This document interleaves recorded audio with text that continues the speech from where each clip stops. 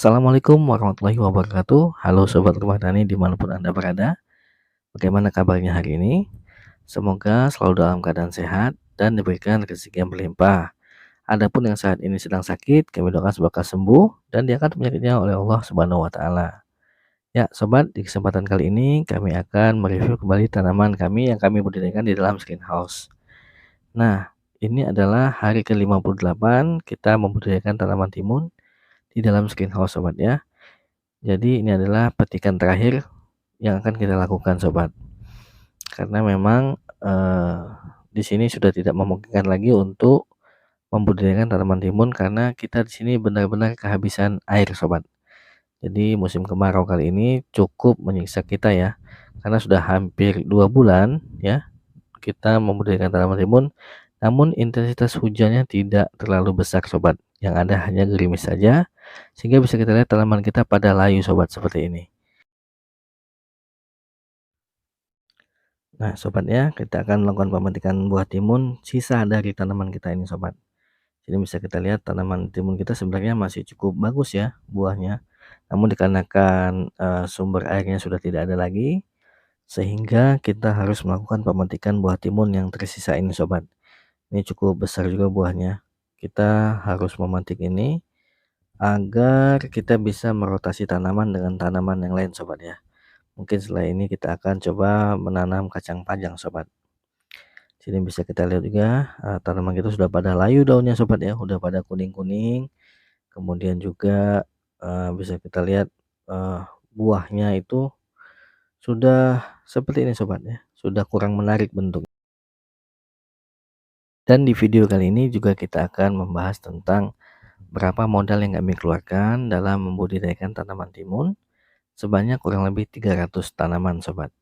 Jadi di sini akan kita bahas semuanya dan juga pendapatan berapa hasil yang kami dapatkan selama membudidayakan tanaman timun di dalam greenhouse ini. Jadi bisa nanti kita lihat sama-sama sobatnya berapa keuntungan yang kami dapatkan. Dan ini adalah buah timun yang sudah kami kumpulkan. Jadi cukup lumayan juga sobatnya, dapatnya kurang lebih 1 ember untuk 3 bedengan ini sobat. Jadi 1 ember itu masih ada lagi sobatnya belum kita kumpulkan. Ini bisa kita lihat dari tiga bedengan ini kita sudah mendapatkan buah timun yang cukup lumayan ya, yaitu 1,5 ember sobat. Ini akan kita kumpulkan lagi. Nah, ini adalah buah timunnya sobat ya. Jadi tampilannya kurang lebih seperti ini sobat. Tanaman buah terakhir ya sobat. Jadi seperti ini bentuknya. Ini akan kita kumpulkan di sana. Ya sobat, ini adalah rincian biaya yang kami keluarkan dalam membudidayakan tanaman timun di dalam greenhouse. Untuk bibit timunnya kita menggunakan bibit timun Zata VF1 dengan harga Rp70.000 per bungkus. Dan satu bungkus ini ternyata tidak habis sobat ya, karena kita hanya membudidayakan sebanyak 300 tanaman saja. Di sini kami menggunakan pupuk NPK Yaramila sebanyak 6 kg itu dengan harga Rp120.000 sobat untuk 6 kg ya sobat. Dan untuk pupuk organik cairnya kita gratis sobat ya, karena kita punya stok yang lama sobat, jadi kita tidak beli. Dan untuk imidacloprid kita beli dengan harga Rp25.000. Dan untuk Korakron itu kita beli dengan harga Rp35.000 itu untuk kemasan 100 ml sobat. Sedangkan Amistatop kita membeli dengan harga Rp95.000.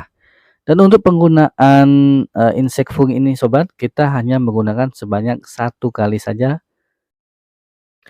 Nah sobat, jadi dari total yang kita keluarkan untuk modal tanaman timun kita ini adalah Rp345.000 sobat.